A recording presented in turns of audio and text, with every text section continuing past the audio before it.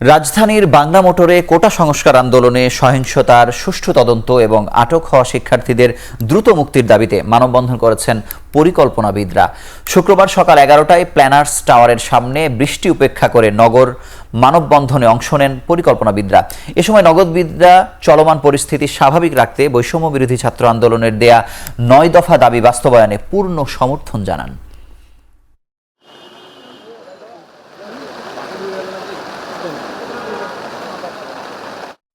ছাদে খেলতে যেয়ে একটা বাচ্চাকে মেরে ফেলা হয়েছে, জানালার পাশে পড়তে বসা বাচ্চাকে মেরে ফেলা হয়েছে।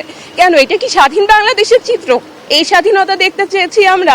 এখন শুধুমাত্র ছাত্রদের আন্দোলন নয়, এখানে পেশাজীবীরা এসছে, শ্রমিক, কর্মজীবী, সারা দেশের পিতা মাতা সহ ছেলে মেয়েরা সকলে আজকে এই আন্দোলনে সামিল হয়েছে। ছাত্ররা যে দাবিগুলো করেছেন, তাদের যে 9 দফা দাবি, সেই দাবিগুলোর সাথে আমরা একাত্মতা আছি এবং এগুলো হচ্ছে আমাদের রাষ্ট্র গঠনের মৌলিক দাবি।